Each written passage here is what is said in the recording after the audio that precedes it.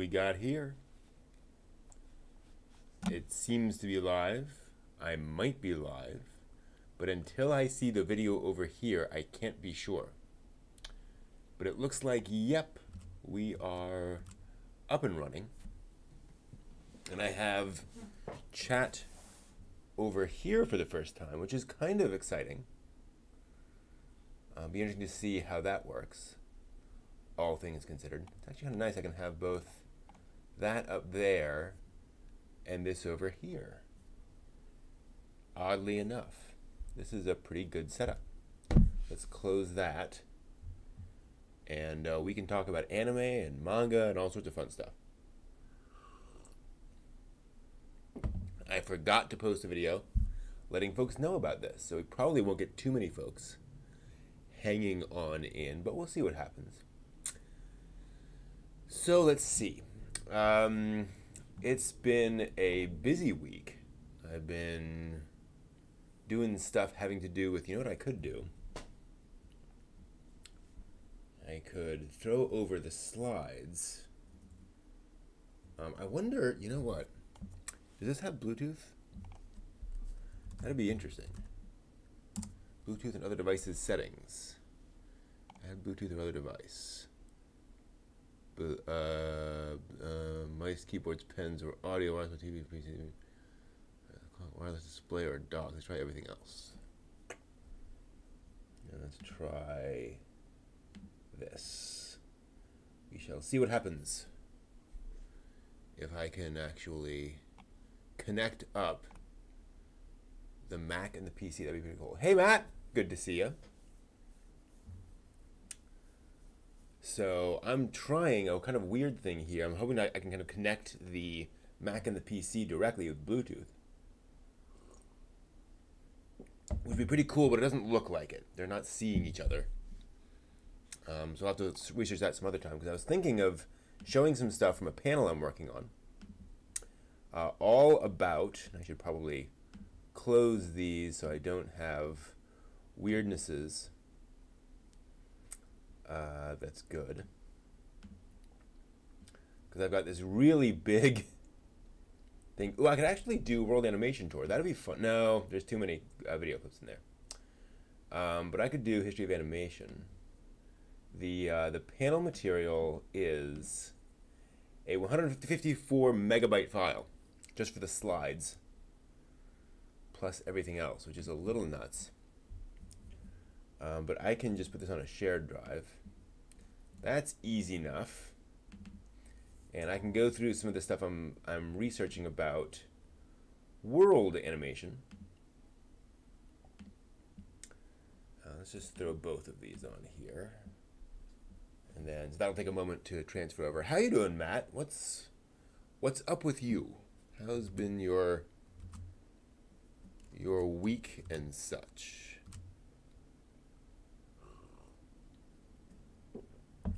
What's new in your life? I've had a very busy week. Not complaining, but just one of those weeks that is busy, for better or worse.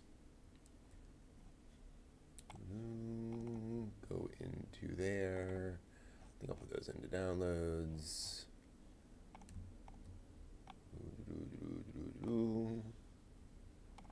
Hey, Jay.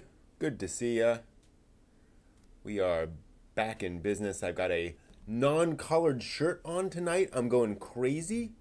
Wearing just a nice simple black shirt tonight, just for the taste of it, if you will. Just did not feel like wearing the collared shirt tonight. It's been like I said, watch Cells at Work. How'd that show go? I got through episode, I think, 4, and it got kind of repetitive, just kind of monster of the week. Still enjoying it, but rather episodic. Does that change as the show goes on? Let's see if I can pull up these files. They're copied. So the question is whether they will display properly. Looking good so far. This would be kind of fun. Could go through a history of American animation, or Korean, or Russian, or any number of other things, as well as talking about anime and such. Watch Overlord Season 3. Cool. Overload or Overlord?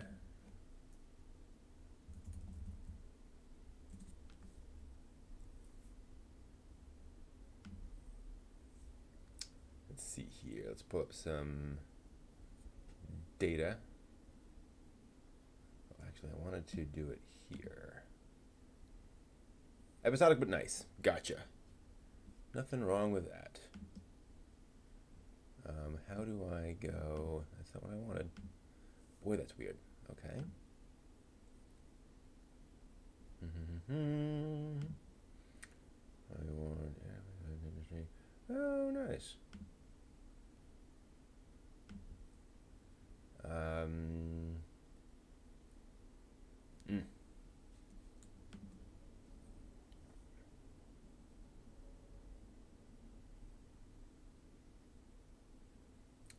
Wonky. Yep, sure, fair enough.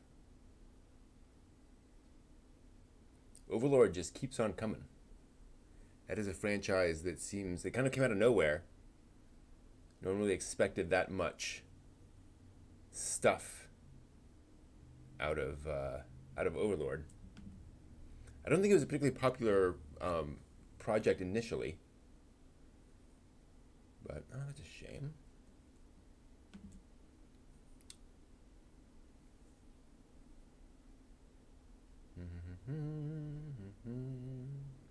Oh, I need to pull up information on Crunchyroll for tomorrow.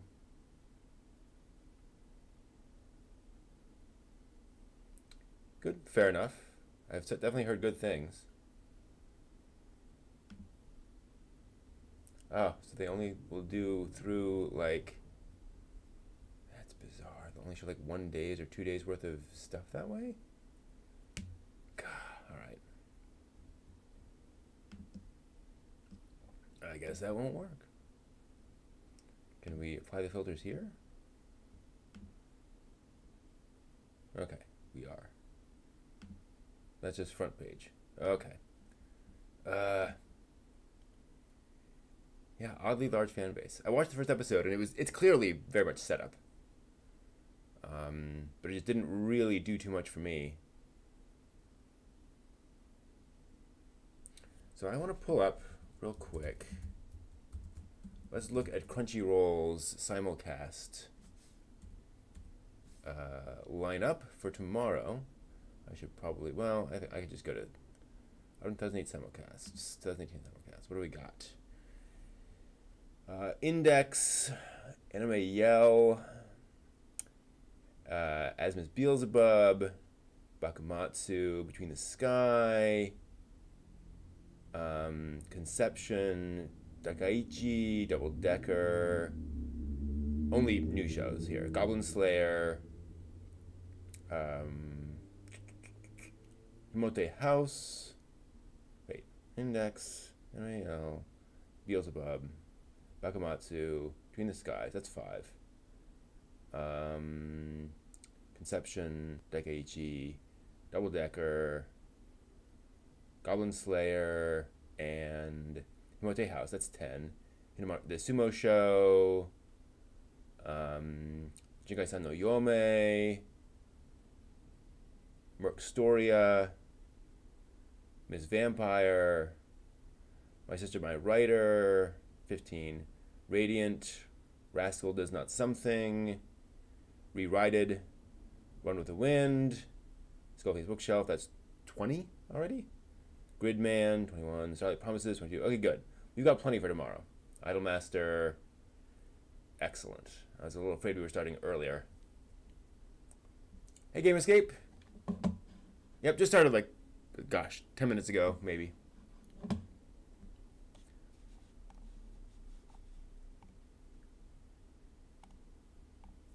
Disappointed with what they licensed? This seems, in what way? This seems pretty normal.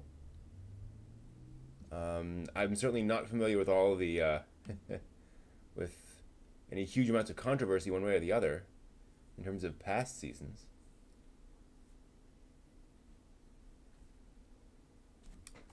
I wonder if I can take this opportunity. Let's see here. I want that. I don't want that. What do we got in terms of font family? The font in here is not, I'm not too crazy about. Outlines. All right, let's just do something here. 1 second. I'm not. Yeah, that font's kind of weird. Let's look for font family Imprima. Font family Chongo 1. Find a better font for that. Maybe not right now. Unique ones that involve romance. Yeah.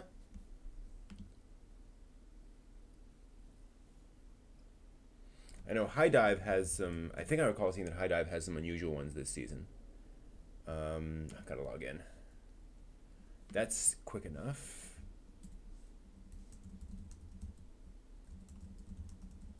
We'll definitely get to High Dive if we have time next week. Oh, come on. I guess I had the wrong password. There we go. Oh. How dare you access High Dive through a VPN. You crazy person. Okay. Let me go to another channel. We'll get there. Oh good, I'm already. Simulcasts are what? Bloomin' to You. Something where I Gakko and Basara Samurai High School. Kind of interesting. The Girl in Twilight.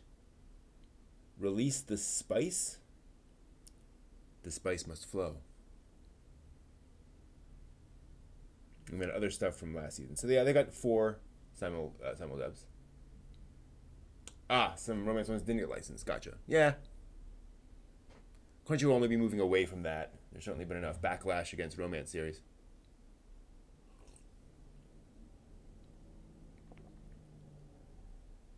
Yeah.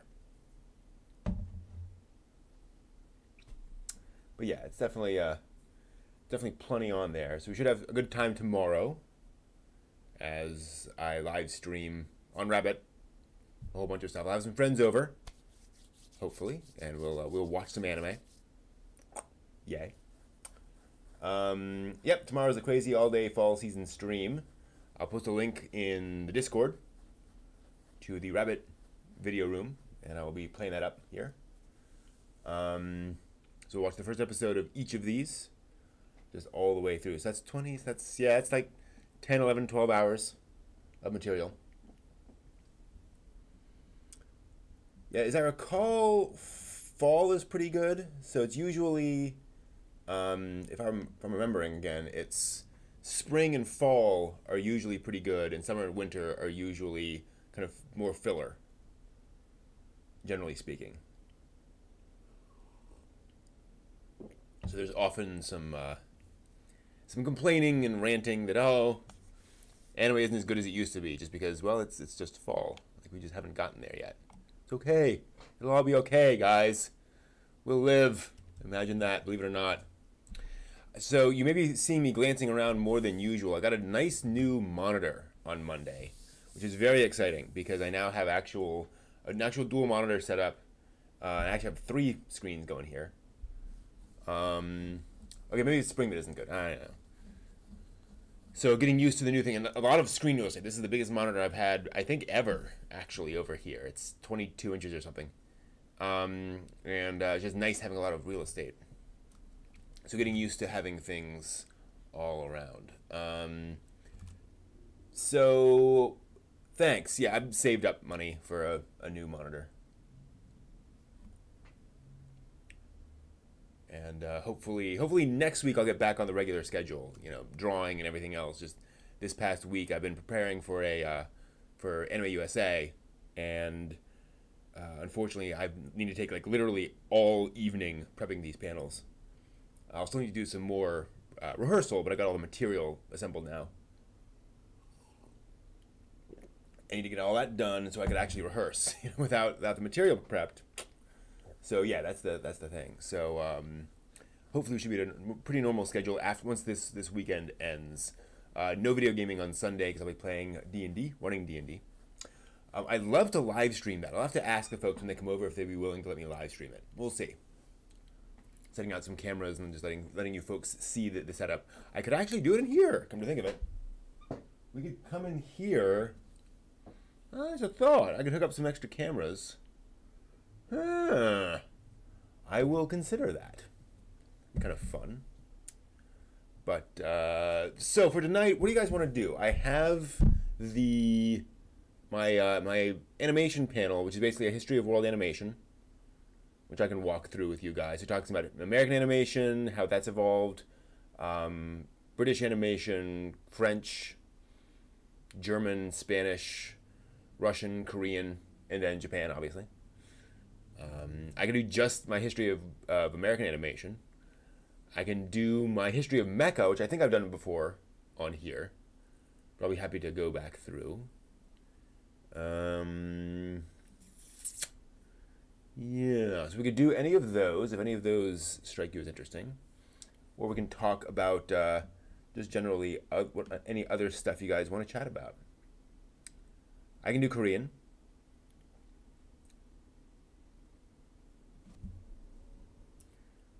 Let's see, I'm just skimming back through the news for the week to see if there's anything really remarkable.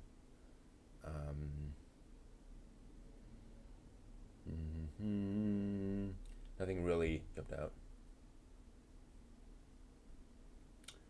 I did not hear about that, Andy. I generally don't keep up with such things.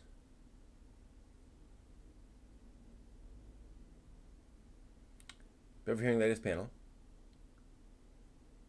Okay.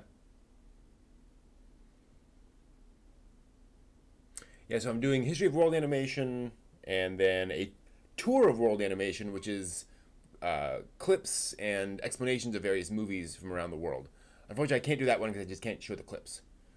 But I can also do, all the other stuff. So that's definitely an option. Let's see here. Oh, that's interesting. So it looks like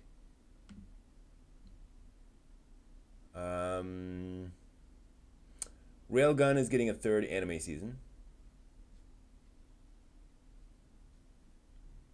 And a certain scientific accelerator is getting a TV series, another Index/Railgun spin-off, looks like, which is, let's see here.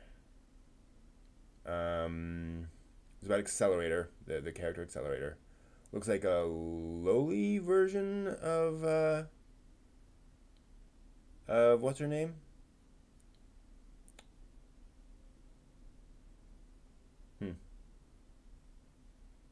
Not sure.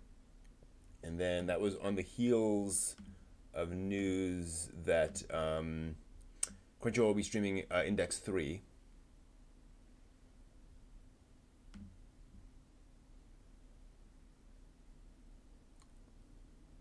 Remarkable, the My Hero Academia 2 Heroes movie earned $5.7 million during its theatrical run in the US and Canada.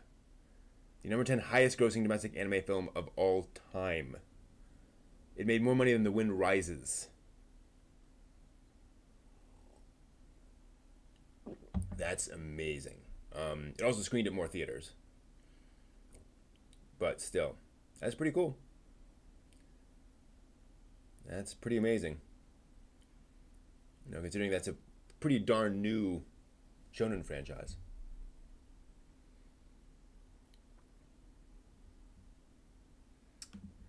Yeah, I watched the first episode of Index and I think the first episode of Railgun, and I liked them, but they just didn't really connect with me in that super fan, way. All right, let's talk Korean animation then. Let's see how hard it will be to get there. Wow. So in doing this, I'm realizing how much faster a modern PC is than my laptop. I'm going to have to replace my laptop here pretty soon. That's unfortunate. All right. Let me pull up. Let's get past the Russian stuff. There we go. So if I, let's see here, maybe I can do this over here. So if I start there, let me see if I can, oh, I can't, dang it. Okay, I can't do that. Looking for some way of window. I want to slideshow this without, I want to full screen it, but if I do, it takes over the screen, so you guys can't, so I can't show that. Well, I guess maybe I can. Let me try this here.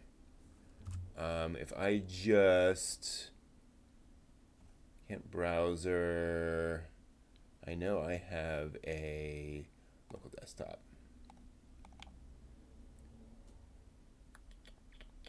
I don't have anything on the lock screen, Explorer.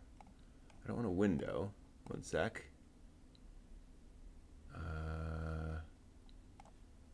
Perhaps I need add not window capture.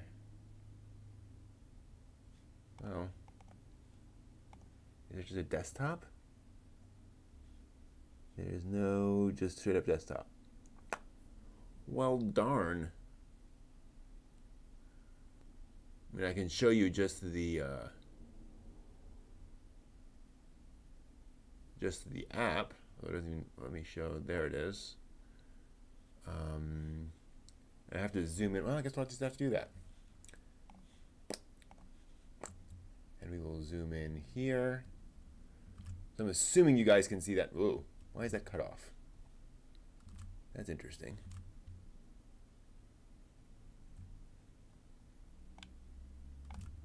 I guess I'll have to do it that way. Interesting. It's not grabbing the entire... Oh, I guess, one second. I must have the... Yeah, I am quite intentionally chopping that down. So let me fix that. Okay, it's not going to be the entire screen just because of resolution stuff, but that's definitely a lot better. Okay, so I can now get this here, this there. That's going to be about right. Okay. Korean and Japanese animation have absolutely done collaboration. They've been collaborating for decades, actually, as it happens. So let me pull up my material here, and I will start talking about Korean animation. I should point out, before we go any further, let me switch back here a little bit, before I go into too much detail. So when I'm talking about animation, we have to decide, actually I can slide you back and talk about this thing, because I have some slides on that. So the question is, what do we mean when we talk about animation? Because there are lots of different kinds of animation out there. And for the purposes of this, I've had to simplify my definition.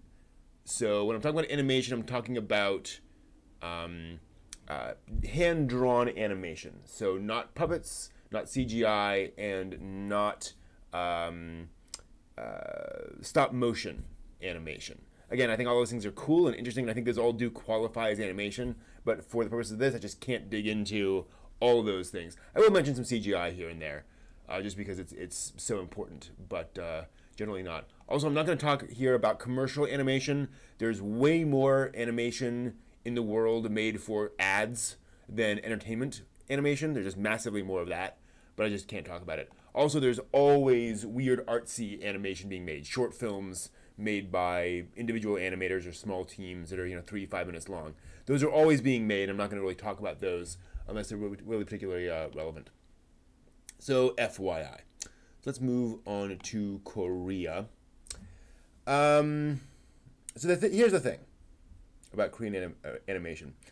And this may sound controversial, but the fact remains that Korea lacked the infrastructure industrially to produce hand-drawn animation until really the 1960s. And when you consider that animation was really got off the ground in the 19-teens in America and then spread to the rest of the world, that's a long time, but there was a lot of stuff going on.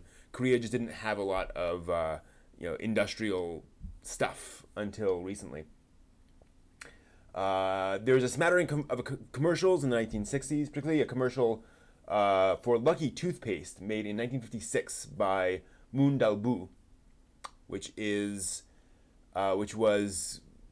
one of those commercials that just everyone kind of really fell in love with. It was a fun, light little commercial apparently, and just became one of those things that everyone kind of rallied around. It's, oh, this is a really neat animation. South Koreans can make cool animation. I should also point out one of the reasons that they had some problems is the whole Korean War thing, which split the country, and there were other things to do than animate back then. And I should point out also that I'm talking about South Korean animation for the purposes of this lecture. There is North Korean animation, which is a whole interesting separate topic. It's almost all hardline communist propaganda. But the 60s saw a promising start to South Korean animation with Hongil-dong, which was a feature-length animated film that was kind of inspired. There was a short film called The Ant and the Grasshopper in 1961. And that was another one of those kind of films that really got people's attention. And so Hongil-dong, and that is the name of the title character, kind of like, you know, calling it Hercules or Beowulf, is an epic fantasy, traditional kind of a story set in Korea in the classical period, with animation honestly rivaling that being produced in Japan at the time. A lot of lovely, smooth animation and movement in that, and really, really lovely. Quite a few animated feature films were then made in the late 60s, particularly adaptations of comics and traditional tales. However, by this point, TVs were already growing common in Korean households, leading to a sharp decline in demand for animated films. People were basically staying at home watching TV and not going into the theater. In the 1970s, saw competition from outside Korea, as American and Japanese animation was imported. Unfortunately, it was just way cheaper to import a foreign film than to fund a completely original work being made inside the country. And this peaked with the 1975 release of Mazinger Z in Korea, came out in 1972 in Japan. Things were so bad that there had been no new Korean animations produced for the 3 years leading up to the release of Mazinger Z. Just nothing being made. And so Korean animators decided, well, if you can't beat them, join them. So this led to a number of giant robot films that copied popular anime. Robot Taekwon V being a particularly notable example. Doesn't look anything like a Mazinger. You think? No, not really. No, it's just not similar at all. And when I say copied, I mean they literally copied the mecha and character designs and maybe changed the color scheme. So when you watch Space Black Knight from 1979, that character looks pretty familiar to some Gundam fans. Yeah, it's Char Aznable just recolored. So this began with, again, a Robot Taekwon V in 1976, and continued with several sequels and copycats, including this infamous Space Black Knight, which is just a bunch of recolored character designs from Gundam and other things. There were some fun films made during this point. Some of these rip-offs and spin-offs and so forth were ridiculous, but they were innocently fun. Oddly, despite the success of these works, Korean animation quality did not improve during this time, and it began to lag behind advances being made in Japan in how animation was being displayed and rendered for useful purposes. In other words, animation was really evolving in Japan, and it was kind of backsliding in Korea. Animation by the late 70s was a decade behind what it was looking like in Japan. Unfortunately, that same year of 1979, South Korean General President Park Geun-hye was assassinated, which led to widespread protests and a new military dictatorship that would not end until 1987. During this turbulent period, a flood of anime entered the market, suppressing demand for native Korean work even further, although animated science fiction films were still made. Space Legend Terra in 1982, Video Ranger 007, and others. Unfortunately, I can't find images for these.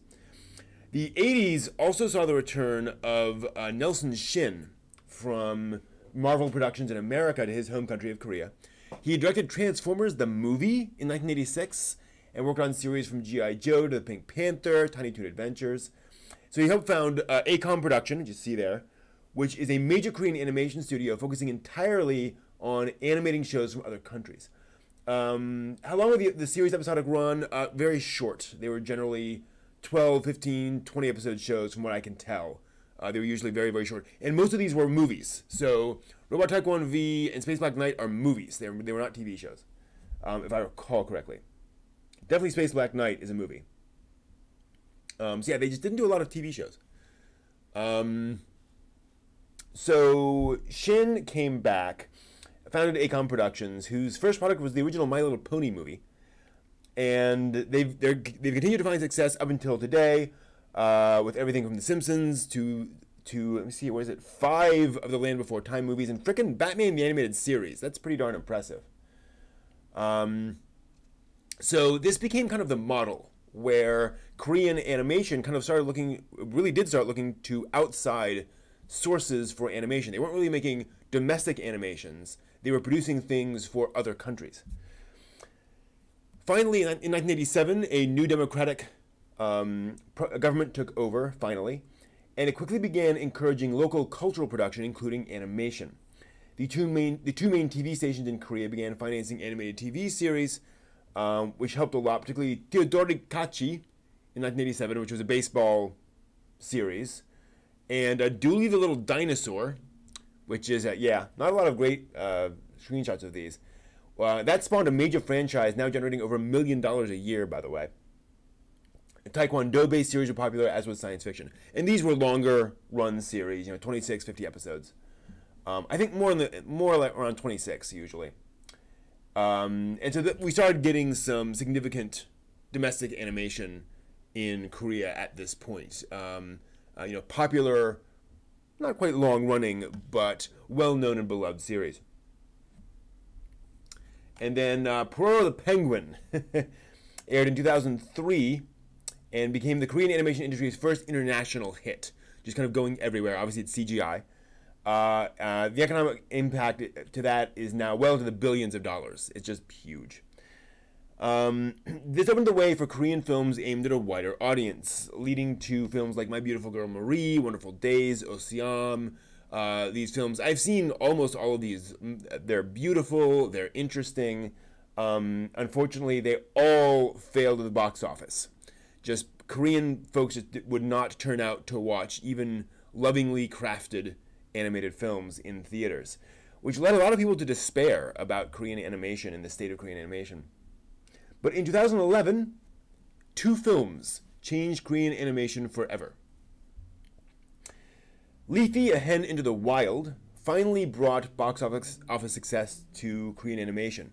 Though aimed squarely at children, it only made $13 million. 2.2 million people watched this during its theatrical run. Beautifully colored, technically very well made film. Again, squarely aimed at kids, although that is a cat jumping at those 2 ducks. But it is a very nicely made movie, and that, again, okay, now we have kind of our Toy Story. And then also The King of Pigs was released the same year, 2011, which is a modern, gritty, very adult story that opens with nudity and murder, to give you an idea. And this low-budget indie film brought in a large audience and nearly made back its entire budget in box office receipts alone. So, again, while neither of these were a massive box office success, they were certainly doing a lot better than the animations released in theaters prior. So it really did really opened it up for some neat stuff afterwards. And since then, Korean animation, certainly in theaters, have stabilized, with new films finding success, including 2013's Fake, upper left, by the same director as King of Pigs, which is a, what is that? Actually, which is sort of a crime story. It's about this really awful ex-con who butts heads with a religious zealot. The Satellite Girl and Milk Cow, lower left, which is a fun little kind of schoolgirl comedy. The Clockwork Girl, upper right, and the zombie film Soul Station, lower right, in 2016. And meanwhile, Korean TV animation has produced several hits both within the country and internationally. such as a CGI series called Larva. Do I have a slide for that? I do not. A CGI series called Larva, which made $9 million in 2013 alone. So Korean animation is doing just fine now after a very rocky period. Excuse me.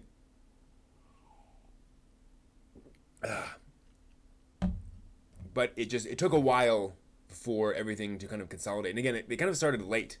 There just wasn't the money or the infrastructure to make animation. So those are the basics of that. Whoops. That's cool, Jay, that you've seen all those shorts. All those films, rather.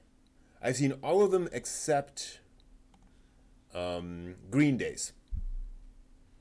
And I didn't finish Achi and Sipak. Achi and Sipak was just a little too puerile for my tastes. But yeah, a lot of neat stuff out there. If you're into anime, and you probably are, Korean animation is definitely worth checking out, and just digging into a bunch of those things. Soul Station, sort of prequel to Train to Busan. I had heard that somewhere. Thank you for reminding me. But yeah, Korean animation is a very nice, transition from anime to Korean animation, and from there you can kind of spread out to other stuff. You're very welcome. Glad you guys liked that. Good. That was about 20 minutes, ish, maybe 15. That's a good amount of a good size for that segment of the presentation. Yeah, I love Korean animation. There's lots of good stuff out there. A lot of Ghibli-inspired stuff, too. I would say there are more Ghibli-inspired Korean films than any other country. For this kind of stuff. Yeah, I'm not seeing Train to Busan yet. I should actually put that on the... I'm going to put that somewhere. Train to Busan. Just pull up an image of that.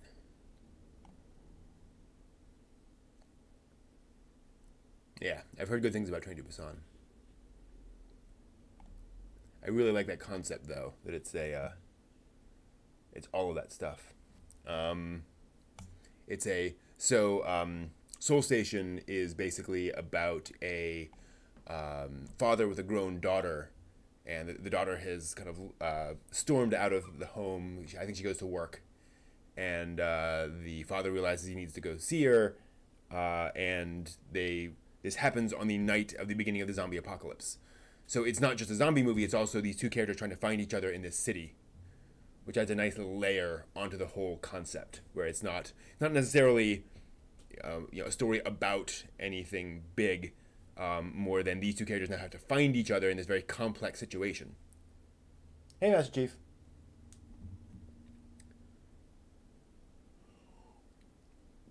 And what's great is there are so many animated films out there now that there's a lot to choose from. So if you want something that's a little more light, something that's a little more serious, there's definitely stuff to dig into. And lots of live-action Korean stuff, too. That's, the quality of the live-action Korean stuff has skyrocketed over the past, I would say 20 years. It's really matured into something that is worthy to be on the world stage, very consistently. I think, oh gosh, what was it? Action film. Old Boy. I think Old Boy was kind of the first film to kind of break out internationally and get people interested in Korean live-action film. And I think it also raised the bar for a Korean film inside the country. So there's lots of great stuff out there, which is really neat. Yeah, I'd say if you like, if you go to Japanese and you have Korean, Russia would probably be the next place to jump to, because there's just so much interesting Russian animation out there. You can just dig in like crazy. What's funny is I say I don't talk about stop motion, but I do mention Wallace and Gromit later on in the presentation, just because stop motion not quite took over, but has become very much ascendant in British animation now.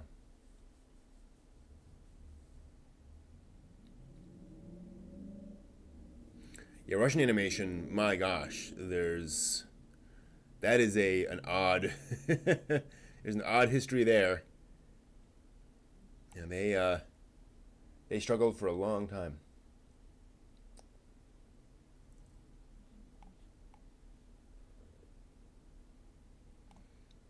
Lots of interesting, neat Russian animation though. Just a wide variety of things, but almost all of it made for kids. Not until very recently they started making Russian films, not Russian animation at all, not aimed squarely at the kid crowd. Again, not that there's anything wrong with that, but it just becomes a little samey after a while. So, I thank Alexander Tatarsky, who very much championed animation as a thing. That's Tatarsky right there, who is kind of the Russian animation really championing. I'm sorry, the Russian animator championing animation as a big force in Russia. Rather serious guy. A rather major figure in Russian animation. Want to see Russian animation? We can talk Russian animation. All right, let's talk Russian animation. Let me pull up my notes on that. All right. Russia had a large and highly varied animation industry for reasons we'll get into momentarily. But importantly, animators often worked in a variety of media, from puppets to stop motion to cutouts to traditional hand-drawn animation. So we'll see more of those things for this country than for other countries. Going all the way back, so a variety of Russian animations were made in the 19-teens and 20s, but were nearly all either state-sponsored propaganda or polemics on socialist themes because of Red October. Not actually that Red October, but the actual Red October, the actual October Revolution in Russia that brought in the USSR and communism. And by the 1930s, Russia was, of course, communist, and that included animation and film. All the artists got together and decided that all art had to conform to standards of realism, and that animation would be aimed at children. Period. And so that was just a standard made for all art all the way across. And so Soyuz Multfilm was established in 1936 as the only professional organization in Russia allowed to make animation, and all its films had to follow these rules. Now, when I say standards of realism, I don't mean that everything had to be explicitly real, but that it had to be, you couldn't make really bizarrely abstract films. That was just decadent and wrong. So there would be no adult animation in Russia for decades. It literally was illegal to make. And worse, you had to make things that wouldn't get you, say, sent to Siberia.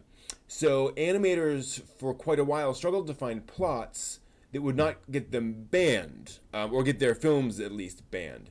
And so as before, they leaned into either government propaganda or completely innocuous fables, stuff that just would not get the censors worried. Fortunately, starting in the late 50s with the reign of Khrushchev and especially Brezhnev, the ideological bear trap began opening slightly, and animation was allowed to mimic Western styles, particularly the flowing lines of Disney films, and partly because it often faced slightly less censorship than other media. And so it flourished. So there's not a lot of because of this tendency to have everything follow the same standard, animation in Russia didn't really evolve a lot. There were interesting people and different people involved in it, but you can't really point it to it and say this changed everything or that changed everything. Instead, we're going to look at different remarkable people in the history of Russian animation in the mid-20th century, early to mid-20th century. A few of the notable ones include the delightfully named Ivan Ivanov, who specialized in short films that very much towed the party line, including this one here, The Fascist Boot Won't Trample the Soil of Our Motherland. That's right. And The Humpbacked Little Horse in the lower right. So very much stuff that would be fine for everyone. But technically, well done animation. Then there was Lev Atamanov, who specialized in more sentimental art and children's productions. So he did very high quality films aimed at children. Arguably best known for making the feature film The Snow Queen, seen here. Let me move that over a little bit so you can see that. And The Snow Queen is important for us because a little while after it came out, it aired in Japan. And in a darkened theater, a young Hayao Miyazaki watched The Snow Queen and said to himself, I want to get into animation when I grow up. So this film, The Snow Queen, was one of the major influences on Hayao Miyazaki getting into animation. Probably the first little thing there. Then there's Yuri Norstein.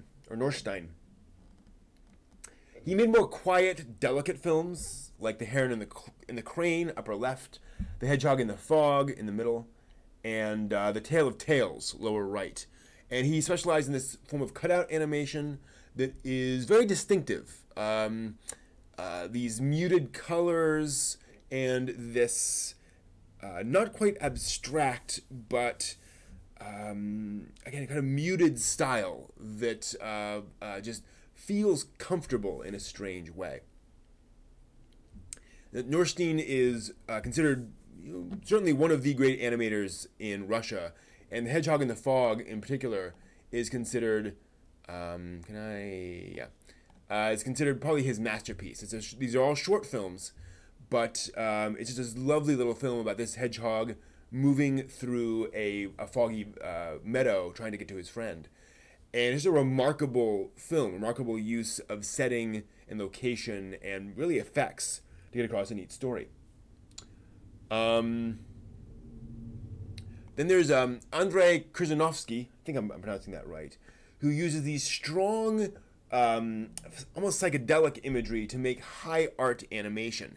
It's kind of surprising how much he's able to get away with, because his films tended to be rather critical of red tape and such things. But he has this almost Monty Python style to his stuff. So he managed to make films that were weird and, again, psychedelic. But because he was using this strong cutout style, it looked visually realistic. So people didn't quite get as annoyed as with other things. But he did this. A lot of this just really interesting. Again, it's not for everyone. It's very odd. It's not really funny the way Terry Gilliam cutout animations are. It's much more high art, but definitely interesting. Then there's Ideya Garanina, who makes these beautiful stylized puppet animations like Crane Brothers, or made them. It's amazing how much he's able to get across in terms of emotion and tone in these stop motion puppet animations. Absolutely just mind-boggling. This is called Crane Feathers from 1977. I've seen it and it's gorgeous. It's amazing. So meanwhile, all these folks were basically one of the things Soyuz Multfilm was charged with was trying to find basically the Russian Mickey Mouse. They wanted their work that would explode and be hugely popular. It didn't really come for a very long time. But finally, in 1969, they got it with Genna the Crocodile, a series of stop-motion animated shorts with the main character of Genna and the little monkey character there on the side. And Genna became this well-known figure throughout all of Russia. Meanwhile, Soyuz Multfilm, by the way, became gigantic, employing more than 500 people and producing up to 50 animations a year, although they were almost all of them were short. So they were roughly less than 10 hours of footage per year, it's estimated, produced by Soyuz Multfilm. So, a lot of animations, but not a lot of actual content. Again, you think 10 hours of footage per year, that's 7 films a year, and what would be the equivalent of seven films. 50 animations a year, 500 people, which was, a good number of people, but just not a lot of material. So we got Genna the Crocodile, and let's see here. The same year, actually, we also got the release of the Happy Merry Go Round, which I think I have. Yeah, Happy Merry Go Round, which was a TV. It was a TV show that was basically an anthology show of various short films. And so they would just take these short films and package them up for television. It was so successful, it ran until 2001. So 30 years of one TV show on the air. Pretty darn remarkable. And that's how many of these short films they were pumping out in Britain. Felix the Cat is not a Russian character. No, Felix the Cat is American. Let's see here. Then 1970 brought competition. Amazingly enough. Imagine that. Studio Ekran began producing original animation for television with its new division, Multelefilm. Because TV was a different medium than film, they could be a different company making it because, so as Multfilm was making animation for theaters, Multelefilm was making stuff for TV, so they could kind of get away with that. Now, TV was considered an inferior medium, so the folks at Soyuz Multfilm basically didn't want to get into TV, but it was hungry for content, and especially commissions for the 1980 Summer Olympics in Moscow really raised Multelefilm's profile and brought in a lot more animators, although most of it focused on stop-motion animation. However, as the 80s wore on, it was Multelefilm and its staff that organized talks and animation festivals, wrote articles about serious animation, and it generally led the charge for animation in Russia. So as Multfilm turned into kind of the crusty old guard, full of geniuses, but fundamentally inwardly focused on the way things always had been done. Then when Perestroika came in the mid-80s, and Russia, opened up quite a bit, it was Multelefilm's staff, when those were released to the public, all of these films came out, and it was really Multelefilm that was celebrating that. In the late 80s, the ringleader there, a guy named Alexander Tatarsky, which I think I have a slide for him, he actually left there for a new semi-private, imagine that, movie studio. And many more animators began producing animation, both there and in their own companies, particularly in the Eastern Bloc. Estonia and Ukraine had already been producing a lot of animation at the time. Here's how much things had changed. In 1989, late 80s, the first animation festival for the entire Soviet Union was held, in which 70 films were screened from 20 different countries. 20 different studios. A lot being produced. During the 3 days of the attempted coup in August 1991, the artists at Studio Pilot, which is where Tatarsky had moved, they basically drew nonstop during this 3 days. Several days later, they premiered a 2-minute satirical cartoon of the event called Puch. So you were able to produce a satirical cartoon of a recent event in a couple of days by around 1990.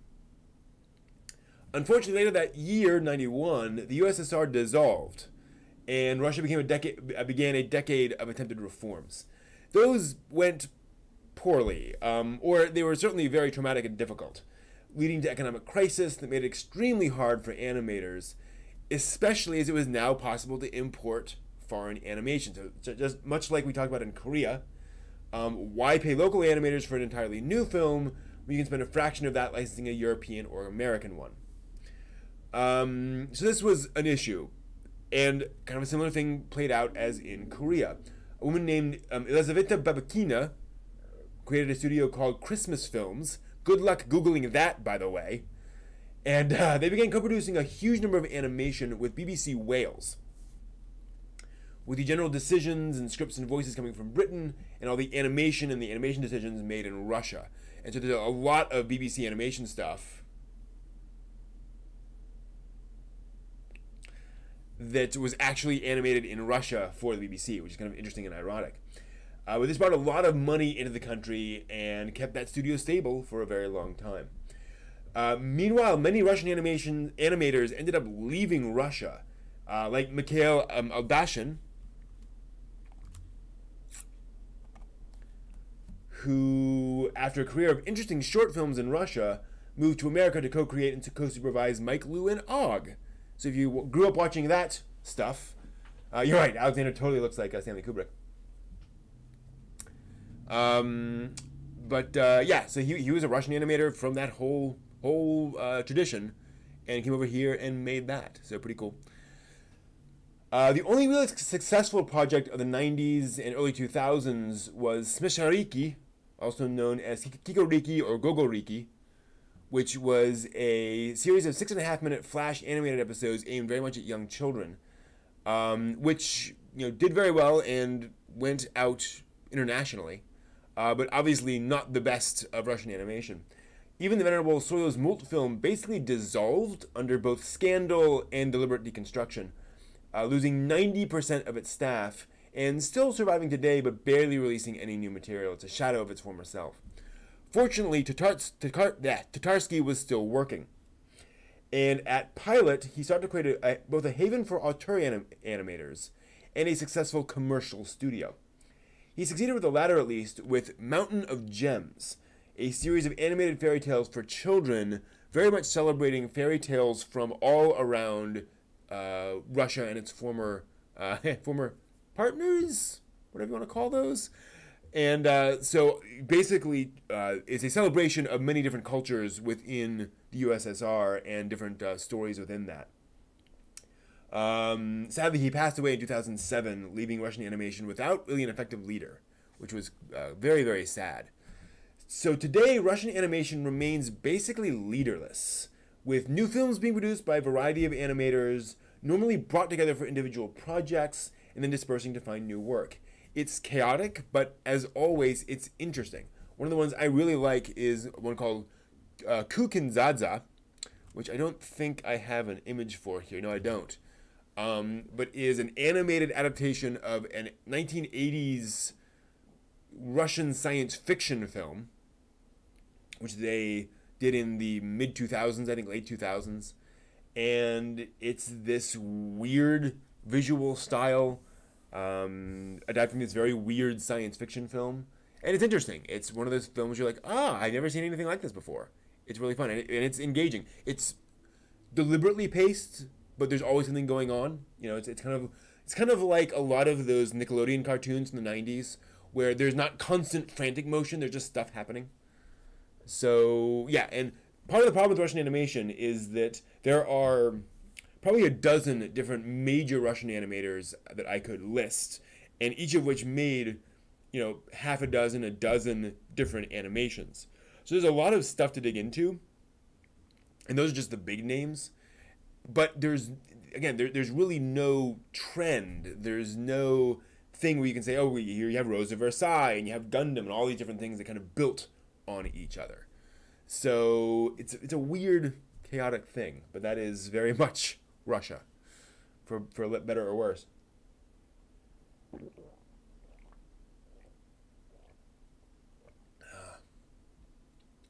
I absolutely agree, J-Biz. The next Hayao Miyazaki is going to be from a different country.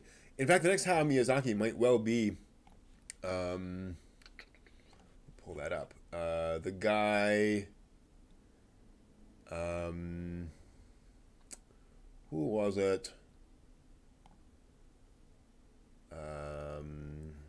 Where is it? I had a name. The next Hayao Miyazaki might well be Piet de Ruyter, who is German, who did Little Polar Bear and Laura's Star, which are, I haven't seen Little Polar Bear, but Laura's Star is a Ghibli film in all but name. The animation's different animation style, but very Ghibli-esque, sort of Whisper the Heart, Totoro-esque film. Yeah, and that's one of the fascinating things about animation, Tonto, is that animation is always, and all art is a reflection of its time. So going back and watching a lot of these films in the 60s and 70s, they're very much reflecting social trends and what people were trying to say about life and society, and animation as well, but specifically and more significantly, more directly, animation.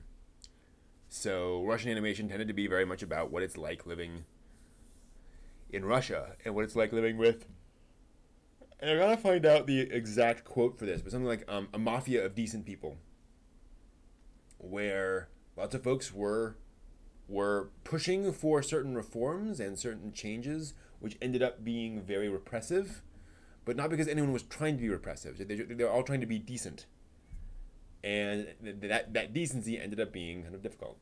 Oh, hey, Gene, good to see you. Hey, Shy Nerd Girl, good to see you too.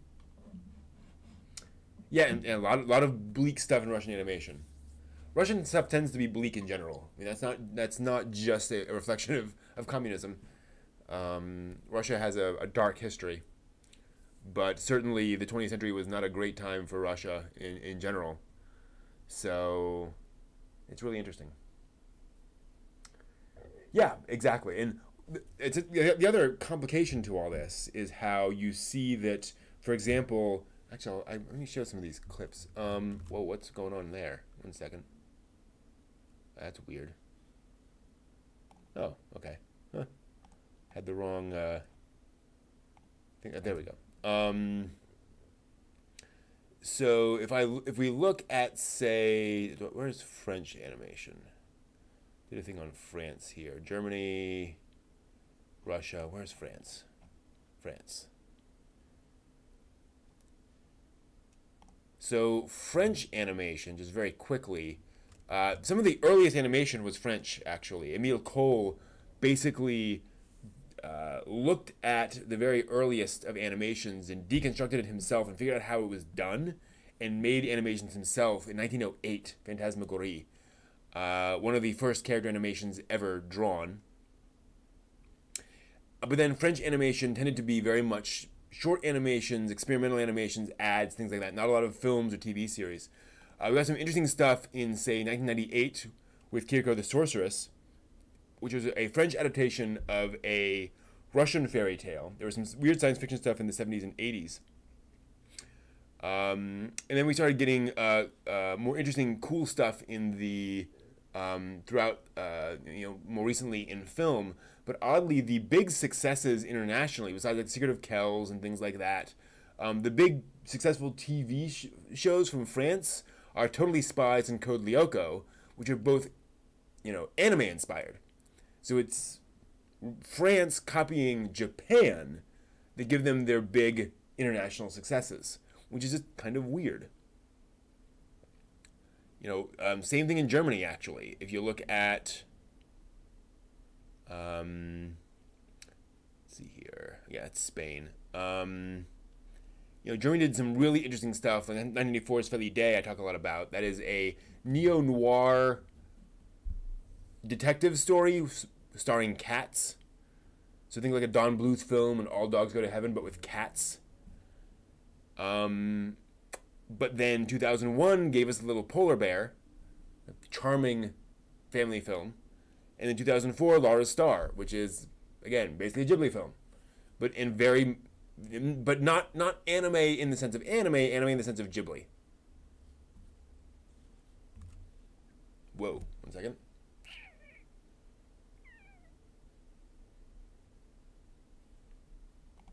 So, that's weird. Yeah, Animal Farm in Britain. So Britain similarly had they tend to be more commercial. There are been a few British animated films here and there. Animal Farm, Watership Down, Plague Dogs, but just not a lot. It's been very, very thin on the ground. They're much more commercial focused than other countries are, oddly enough. And a smattering of stuff in other countries. The first feature-length animated film ever made was in Argentina. Argentina is not a big animation country, but they happened to produce the first animated film ever. So it's very weird. A dark rabbit has 7 lives. I'm looking that up now too. A dark rabbit has 7 lives.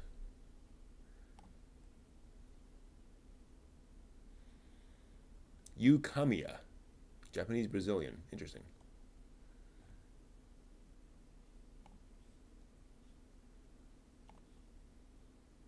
Who was Brazilian born,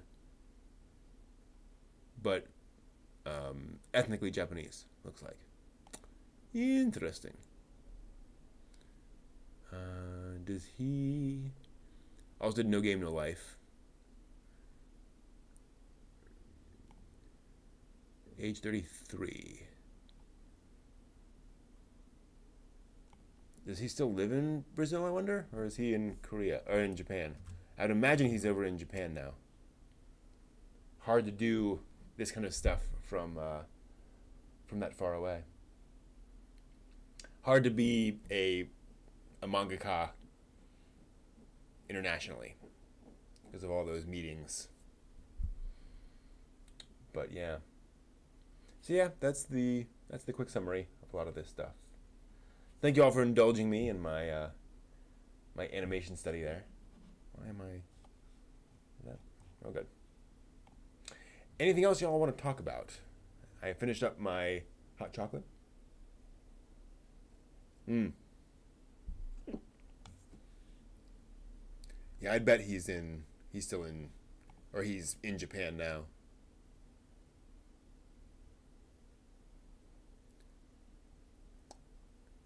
Been working since 2006. 84, 90, 40,004. So he was 22 when he did his first work, Earth.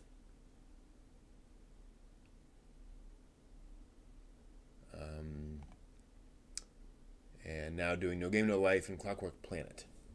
Good for him. He's going to my watch party tomorrow. So I've invited some folks. I've got, I think, 4 people coming over now.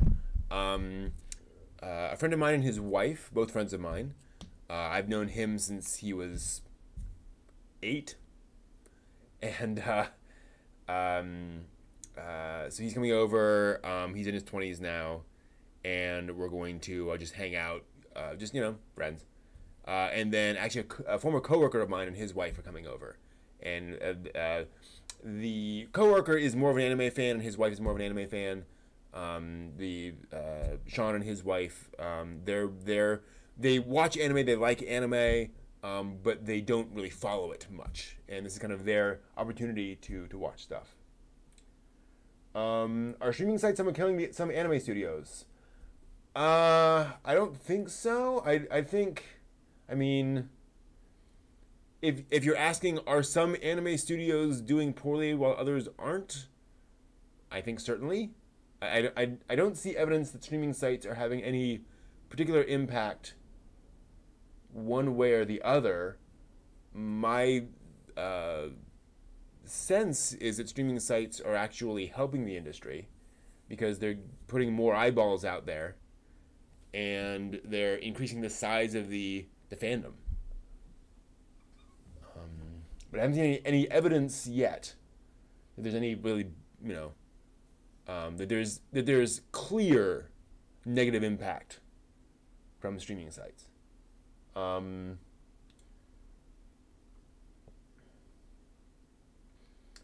to hear that, Liquidus. I can't talk tonight. Keep on the fight. I know you can do it. Glad to hear you're working on it. Keep it up.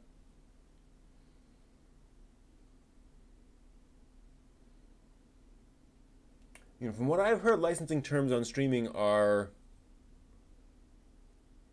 competitive. I haven't heard anything, or more accurately, I haven't heard that licensing terms have gotten particularly bad recently. I've heard that the studios are quite happy to pay them, or quite happy to get those licensing deals. But I don't know any of the... I don't know of any new news on that front.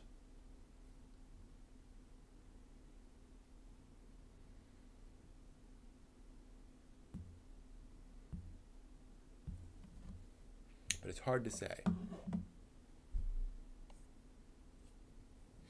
I do want to say, next week I will be at Anime USA. It's a pretty likely thing that I will have Friday free, so I am planning to live stream probably like from the laptop, and Evan will almost certainly be with me. So we should all probably see that. We will probably be with Evan next week, next Friday. So looking forward to that. Looking for a new series to watch that has really unique artwork. Really unique artwork.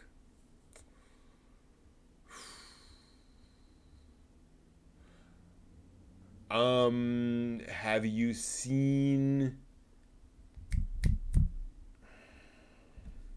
One second.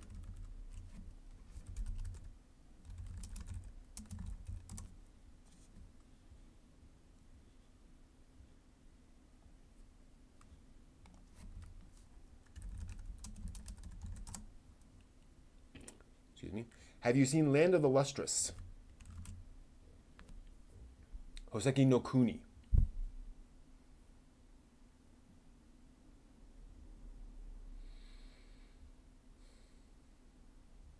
Genkutsuo, certainly a good choice. Bebop Phantom. Pretty unique. Yeah, Land of the Lustrous, it is CGI assembled to look like hand-drawn anime. It's remarkable. It doesn't look like CGI per se, but absolutely amazing. Cool, glad you could be here, Manny. Appreciate that. And you're certainly right, Liquidus, that streaming site exclusives are kind of frustrating and get people annoyed and riled up. But I think people do know where to find these things, so it's not really holding things back. Let's see. I do need to move all of my anime stuff to my anime list or somewhere. Let's see. Not a movie, I'm sorry, not a TV series, but a movie, Belladonna of Sadness, is definitely not anime style. It's from the 70s. A lot of nudity and sexual violence, so just be aware of that. Not a lot of it, but it's there. Scrolling down the list.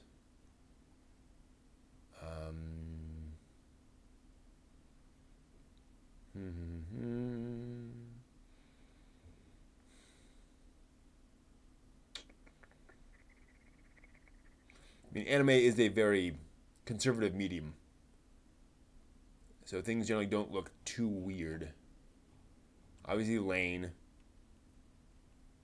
You can't go wrong with Lane in terms of weird visuals. But if you're on this channel, you probably know about Lane. Masaki Yuasa works. You're absolutely right, Masaki Yuasa.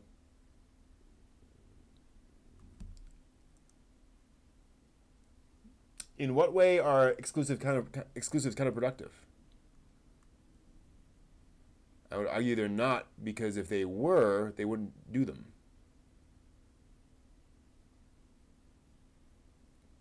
The companies wouldn't do them. Let's see. Yeah.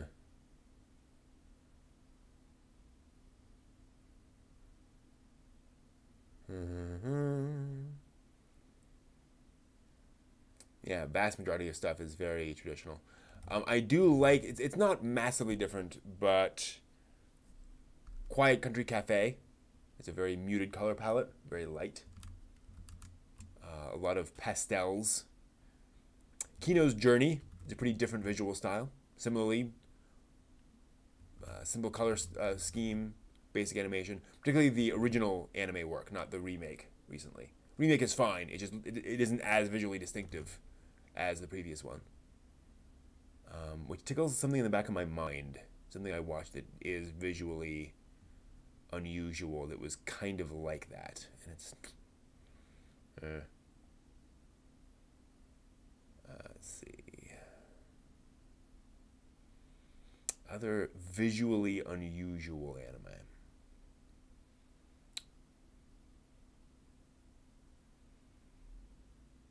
Particularly TV series.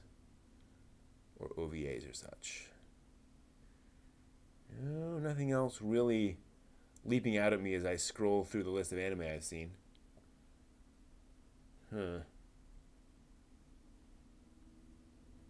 Stuff is pretty,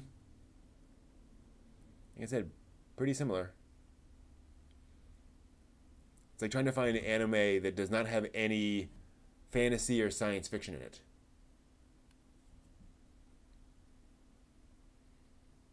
That's right. Emma's doing the Right Stuff Kickstarter. If that interests you at all, definitely back it. Emma's a remarkable film.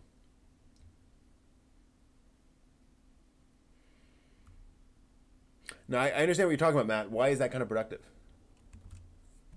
I'm trying to understand why you think that is. Where you're coming from on that.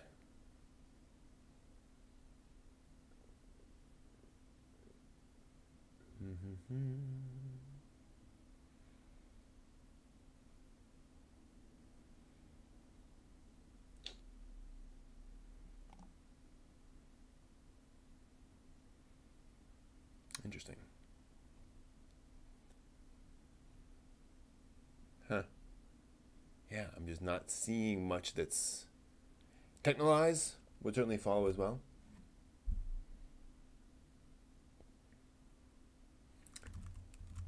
But yeah, Emma is a remarkably historically accurate look at Victorian English life from all I've heard and read. And I've seen the first episode or two. And that Kickstarter is definitely worth it. Interesting, he was talking about how important it was to get an English dub of Emma, because he said the kind of people who are interested in something like Emma are the kind of people who will want an English dub of it, and indeed an English accent dub of it, British accent. So part of the funding of that is to get an actual dub of it, because it's just, in this case, it will help sell it in a way that dubbing other things just isn't going to have that much of an impact. It's interesting thinking about how sometimes that dub is important. Alrighty. I definitely need to find a better font for that lower third thing. Oh well. Yeah, and the animation on Emma is really nice. It's a bit... there's not a huge sheet count in it, but the animation that is there is definitely effective.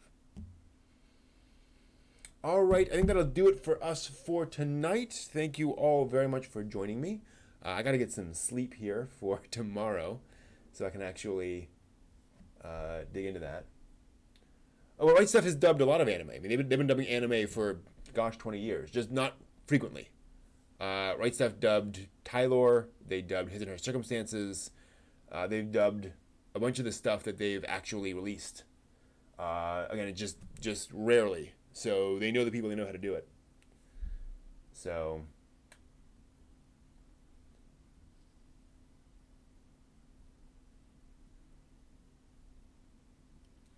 yeah, I don't see why someone would unsubscribe from one streaming site just because something's on another streaming site. Like, why wouldn't you subscribe to the other streaming site? Why would you unsubscribe from the first one just because it doesn't have this one anime?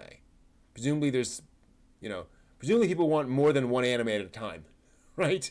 It's not like I only want this one anime and then I want another anime, but now I don't want the other anime at all. I never want to see the first anime again. I did not mention Super Kid. No. I'm not familiar with Super Kid.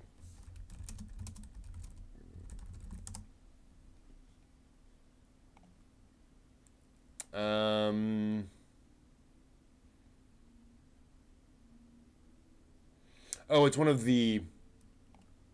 it's a 90s version of those movies. I have heard of this, actually.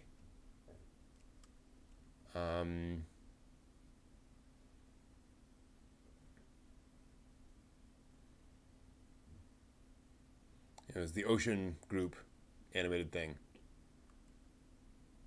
Yeah. Yeah, there are a whole bunch of those Korean films that were kind of, just cobbled together. There was the Korean Tron, other crazy stuff. Anyway, I do have to get going. Thanks all very much. Again, I should be back next week with more of this stuff. Again, hopefully with Evan. I don't see why not. And probably on the laptop, so cheesier video quality. But what can I do? And tomorrow, we'll be doing the whole big ridiculous anime streams. Hope to see you all there. So thank you all again. Have a great week. See ya.